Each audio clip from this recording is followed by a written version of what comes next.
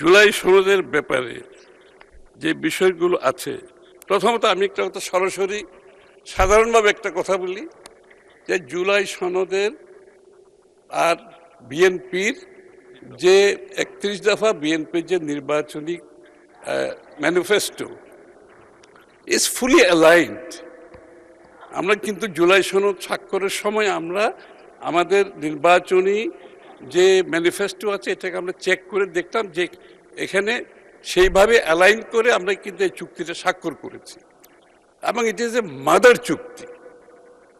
এর মধ্যে যেগুলো ঘটনা ঘটেছে এগুলো ছেলে আর নাতি। আপনি মাদার চুক্তি থেকে সরে গিয়ে ছেলে নাতির বক্তৃতা দিতেছেন সারাদিন,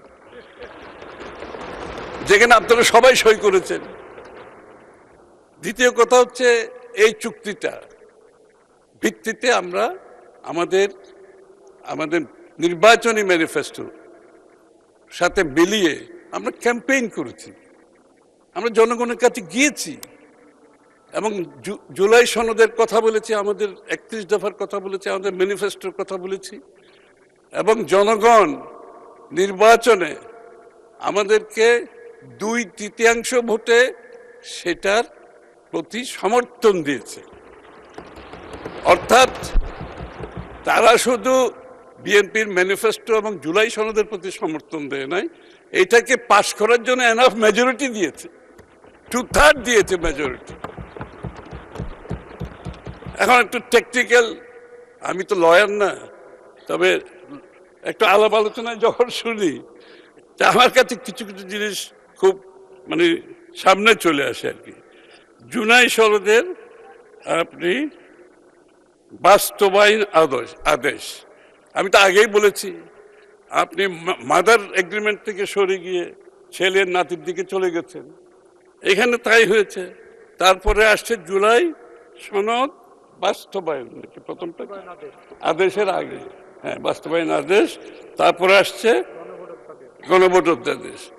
তা বাস্তবায়ন আদেশের বিষয়টা হচ্ছে এটা, এই আদেশ দেওয়ার ক্ষমতা সংবিধানের 4th তফসিলের 3য় উপ অনুচ্ছেদ অনুযায়ী প্রথম সংসদের প্রথম অধিবেশনের পরে এই ধরনের আবেদন দেওয়ার ক্ষমতা নাই। এটা হচ্ছে লিগ্যাল ইস্যু। এটা লিগ্যাল ইস্যুটা আমি তুলে ধরলাম এই জন্য যেটা এটার সাথে এটা যথার্থতা এটা বলেছেন অনেকে, এখানে বক্তব্য অনেকে বলেছেন।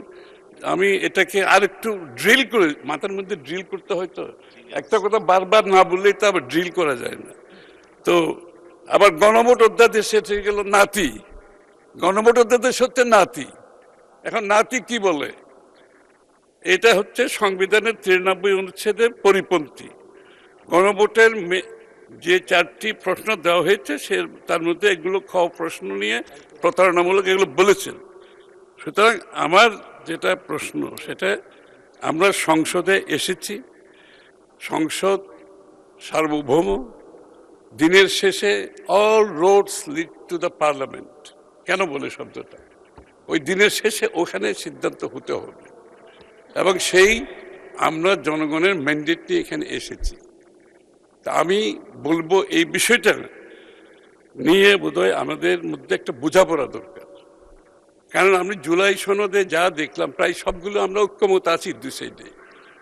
1-2টা ব্যাপারে যেখানে দ্বিমত আছে, এখানে আমরা ম্যান্ডেট নিয়ে এসেছি। আপনাদের জুলাই সনদে বলা আছে যে দল জিতে আসবে তারা তাদের সিদ্ধান্ত মতো এটা আগামী দিনে কার্যকর করতে পারবে, সেই ঠিক কাজটাই আমরা করতেছি। তার বাইরে তো আমরা কিছু করতেছি না অ্যাকর্ডিং টু জুলাই সনদ। আর আমি যাচ্ছি না অন্যদিকে।